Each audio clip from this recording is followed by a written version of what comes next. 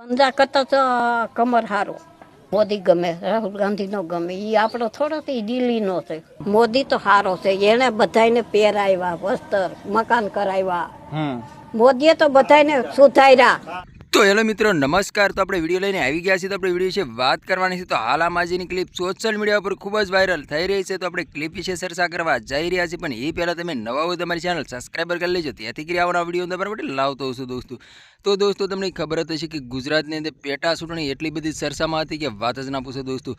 વિસાવદરની પેટા ચૂંટણીની અંદર એમ કહેવાય છે ગોપાલ ઇટાલિયાની જીત થઈ છે અને કિરીટ પટેલની હાર થઈ છે. ત્યાર પછી અત્યારે સોશિયલ મીડિયા પર ઘણી બધી ક્લિપો અને વિડીયો વાયરલ થઈ રહ્યા છે. એમાં માજીની પણ ક્લિપ સોશિયલ મીડિયા પર ખૂબ જ વાયરલ થઈ રહી છે. આ માજી એવું બોલી રહ્યા છે, મોદી સાહેબ તો સારા છે, મોદી સાહેબ તો બધાને વસ્ત્રો પહેરાવ્યા છે અને મકાનો પણ આપ્યા છે અને બધાને સુધાર્યા છે. તો હાલ આ ક્લિપ સોશિયલ મીડિયા પર ખૂબ જ વાયરલ થઈ રહી છે દોસ્તો.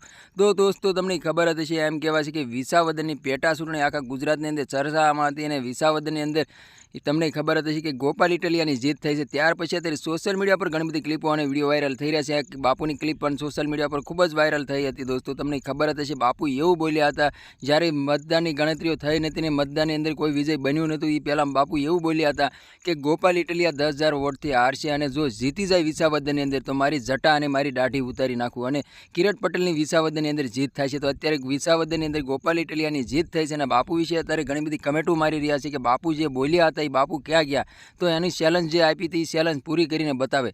તો હાલ અત્યારે સોશિયલ મીડિયા પર ઘણી બધી ક્લિપો અને વિડીયો વાયરલ થઈ રહ્યા છે અને વિસાવદરની જનતાનું એક જ એવું કહેવું હતું કે ગોપાલ ઇટાલિયા જીત છે. તો ગોપાલ ઇટાલિયા જીતી પણ ગયા છે અને અત્યારે ગોપાલ ઇટાલિયા એમ કહેવાય છે કે ચર્ચામાં છે દોસ્તો. તો તમને ખબર જ હશે કે અલગ અલગ તરહની ક્લિપો અને વિડીયો વાયરલ થઈ રહ્યા છે અને વિસાવદરની અંદર ગોપાલ ઇટાલિયાનું સ્વાગત કરવામાં આવ્યું હતું અને વરઘોડો પણ કાઢવામાં આવ્યો. લાખો લોકોની ભીડ જોવા મળી હતી વિસાવદરની અંદર. વિસાવદરના લોકો એમ કહેવાય છે કે ઝૂમી ઉઠ્યા હતા ગોપાલ ઇટાલિયા આવતા. તો તમને ખબર જ હશે કે વિસાવદરના ખેડૂતનું એવું કહેવું હતું કે ગોપાલ ઇટાલિયા અમારી સમજણ બધી સમસ્યા અને અમારું બધું કામ કરશે. તો આજનો વિડીયો ગમે લાઈક શેર જરૂર કરી. ફરી વાર બીજા વિડીયો મળી, તબ તક કે લીએ જય હિન્દ જય ભારત. મળે એક વાર બીજા વિડીયો તબ તક કે લીએ બાય.